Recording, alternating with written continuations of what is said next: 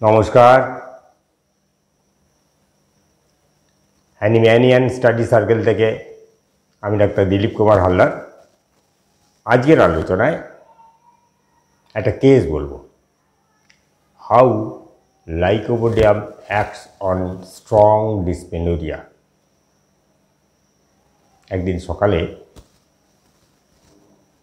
এক ভদ্রলোক একটা ফোন করলেন যে আমি একটু যাব, আপনি আছেন? আসলে উনি আমার এক পেশেন্টের রেফারেন্সে আসতে চাইছেন। এলেন ওনার ওয়াইফকে সঙ্গে নিয়ে এলেন, বসলেন। এবার আমি শুরু করলাম যে কী ব্যাপার বলুন। বলছে গত 8 বছর ধরে ভীষণ পেট ব্যথা। বলে কখন? বলে এই পিরিয়ডটা হওয়ার সময় শুরু হয়, এই কয়দিন খুব কষ্ট, সোজা বসতে পারে না, চলতে পারে না, বলা যায় কুঁকড়ে যায়।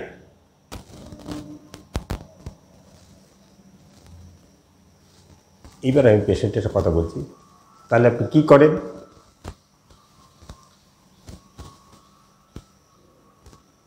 তার আগে ওকে জিজ্ঞেস করলাম আর কি হয়। বলছে এই ব্যথা যখন বাড়ে তখন আমার গা গোলায়, মাথা ব্যথা করে, মাথা ঘোরে, যখন বেড়ে যায় মাথাও ঘোরে, বমিও হয় অনেক সময়। এবং দেখলাম আমাদের বাড়িতে যখন আমার চেম্বারে এসেই সে কিন্তু বসে থাকতে পারছে না। আমি বললাম তার শুয়ে পড়ো। বলছে না। বলে উঠে দাঁড়ালো। উঠে দাঁড়িয়ে তারপর তার হাজব্যান্ডকে বলছে একটু বমি পাচ্ছে, হঠাৎ বাইরে গেল। আমি বললাম ওইদিকে যাও। গেল, আর বাথরুমেও গেল। অর্থাৎ এতবার একটা অস্বস্তিকর অবস্থা নিয়ে সে আমার কাছে এসছে ডিউরিং দ্য পিরিয়ড, যখন পিরিয়ডটা চলছে। এবার তাকে জিজ্ঞেস করলাম তাহলে কী করো এই সময়? কারণ আমি দেখলাম শুয়ে পড়তে বললো কিন্তু শুলো না। হতে পারে লজ্জায়, হতে পারে অন্য কোনো কারণে, কিন্তু শুলো না। কী করলো? উঠে দাঁড়াও, দাঁড়িয়ে একটুখানি এধার ওধার হাঁটলো, অল্প একটু, 2-5 পা। তারপরেই বলল মাথা ঘুরছে, একটু বমি করবো মনে হচ্ছে। তাহলে এই যে ব্যাপারটা, তা বললাম তাহলে কী করবো এক কষ্টের সময়? বলে একটু আস্তে আস্তে কাজ করি, একটু কাজকর্ম করি, আস্তে আস্তে কাজ তো করতেই হবে, কাজকর্ম করি। তখন বললে তাহলে কাজকর্ম করলে কী হয়? বলে কাজকর্ম করলে সেই সময় ব্যথাটা বোধহয় একটু কমে। Very interesting. ডিসমেনোরিয়া কাজকর্মের সময় ব্যথাটা কমে। প্রসঙ্গক্রমে একটা কথা এখানে বলে রাখি, আমরা অনেকেই জানি যে এই ডিসমেনোরিয়া সংক্রান্ত কেসে একটা অ্যাঙ্গার ফ্যাক্টর থাকে। Anger, dishonour, honour wounded, modification, anger suppression, এইসব ফ্যাক্টরগুলো থাকে। আসলে সাইকোডাইনামিক্স বলছে মনের মধ্যে যখন রাগ, বিরক্তি, অসম্মান, মডিফিকেশান এসব থাকে, অথচ সে বলতে পারে না, অর্থাৎ তার এগেনস্টে সে ঝগড়া করতে পারে না, এগেনস্টে সে প্রতিবাদ করতে পারে না, তখন সে মনের মধ্যে এগুলো সাপ্রেস করতে হয়। এবং এই সাপ্রেশন হওয়ার ফলে সেটা মনের মধ্যে ঘোরে, মনের মধ্যে নানা রিপারকেশান করে। এবং এই রিপারকেশান বা রিঅ্যাকশানস শরীরের কিছু কিছু জায়গায় দেখা যায়। কোথায় দেখা যায়? যে জায়গাটা ওই মানুষটার উইকেস্ট পার্ট, উইকেস্ট functionally,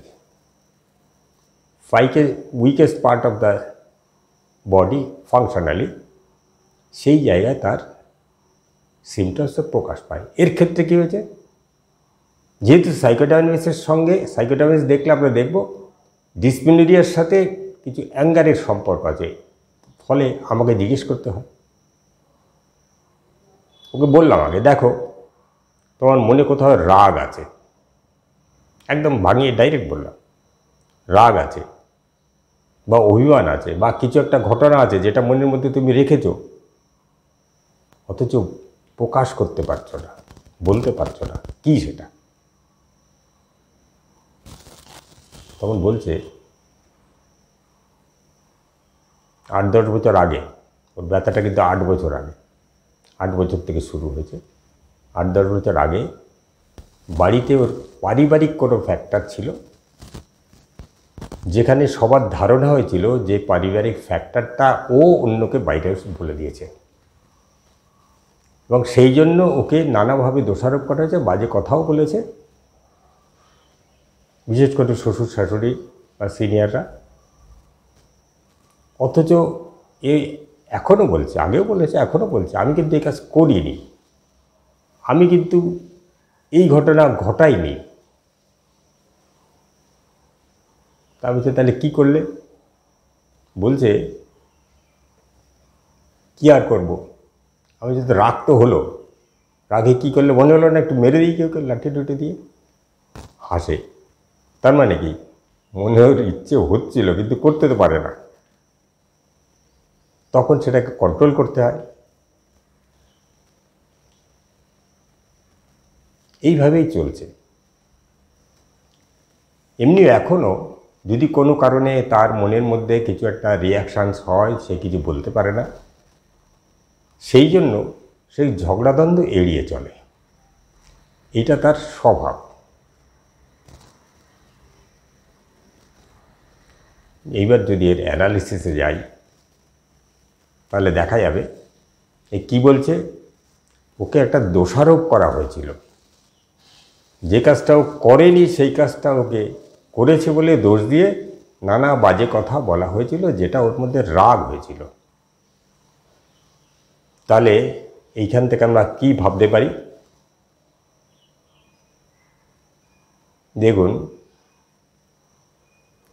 ওকে দোষারোপ করা হয়েছে, তাহলে রিপ্রোস্ট, অর্থাৎ এলিমেন্টস ফ্রম রিপ্রোস্ট অফ বিইং। নেক্সট হচ্ছে ওর রাগ হয়েছিল, রাগ কিছু বলতে পারেনি, রাগটা জীবনের মধ্যে চেপে রেখেছে, তাহলে কি হচ্ছে? Anger suppressed. সেকেন্ড হচ্ছে মনে কষ্ট হয়েছিল, খুব দুঃখ, আমাকে এইরকম বললো, অর্থাৎ মোটিফিকেশন আফটার অ্যাঙ্গার, বা বলতে পারি যে এলিমেন্টস ফ্রম মোটিফিকেশন। আমরা এই তিনটে ডাইরেক্ট রুব্রিক পেয়ে গেলাম। এবারও কি বলছে? রাগ হয়, আমি তো তার লাঠি টাঠি চালিয়ে দাও না, আর বরের উপর তো চালাতে পারো, শ্বশুরকে না চালাতে পারো। হাসে। তার মানে এটা করা যায় না, তাহলে কি করো? কিছুক্ষণ এরকম থাকে, তারপর আস্তে আস্তে আস্তে আস্তে কমে যায়। তার মানে কি, ওর এই যে ইমোশনসটা, এই যে রাগ, এইটাকে ওর ইন্টেলিজেন্স দিয়ে কন্ট্রোল করে। Emotions predominated by intellect. এই রুব্রিকটা নিলাম, 4টে রুব্রিক হলো। নেক্সট কি বলছে? আমি যখন বেশি কষ্ট হয় আস্তে আস্তে করে কিছু কাজকর্মের মধ্যে থাকি,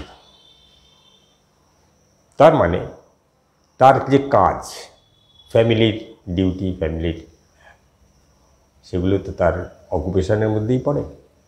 তা আমরা তখন নেওয়া যেতে পারে অকুপেশন অ্যামিলিওরেটস। তারপর কি বলছে?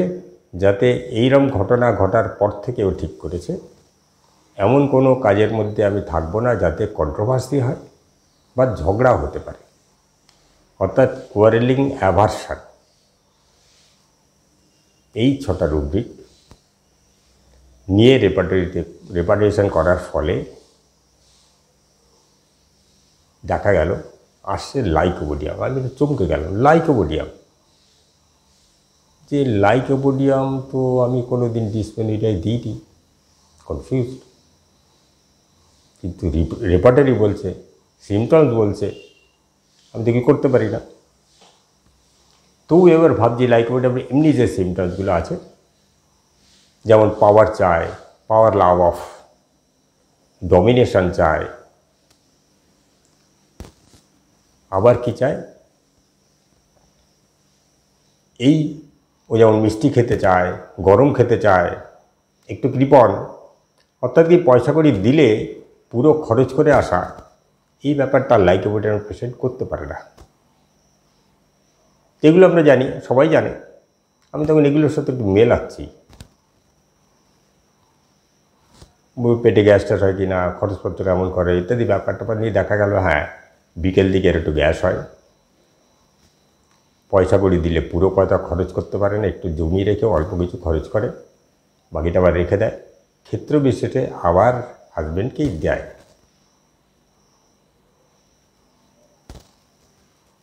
এই ব্যাপারগুলো দেখার পরে ভাবলাম যে লাইকোপোডিয়াম তো ওষুধ দেবো, 200 ভাবলাম দেবো, না আবার যদি বেডে টেড়ে যায়, নানা রকম ভেবে শেষকালে 02 একটা দানা দিয়ে একটা ডোজ বানিয়ে দেওয়া হলো। বললাম 10 ঝাঁকি দিয়ে 2 ফোঁটা হাফ কাপ জলে ফেলবে, 2 ফোঁটা, নট মোর দ্যান 2 বলে দেওয়া হলো। 2 ফোঁটার বেশি কিন্তু ফেলবে না, 2 ফোঁটা এখনই বাড়ি গিয়ে একবার খাবে আর রাত্রিবেলা একবার খাবে। তারপর কষ্ট থাকলে কাল সকালে একবার, কাল রাত্রে একবার, পরশু দিন আমাকে খবর দেবে, তারপর ডোজ কী করে করতে হবে বলে দেবো। 2 দিন বাদে আমাকে পাইনি, 3rd ডেতে আবার ফোন করেছে, বলছে কী ব্যাপার, কি খবর। আমি বলছি কী ব্যাপার না, বলছি কী খবর, বলছে খবর ভালো। কি ভালো? তখন ওই পেশেন্ট বলছে, বলে ওই দুপুরে একটা ডোজ খাওয়ার পরেই ব্যথাটা কমতে শুরু করেছে, রাতের ডোজটা খাওয়ার পরে আর কোনো ব্যথা নেই। তখন ওকে পরবর্তী ওষুধ বা রুব্রাম কী করে খেতে হবে বলে দিলাম। তারপরে জানালো আর কোনো কষ্ট নেই। তারপরে 2-1 দিন বাদে খিদেটাও বেড়েছে,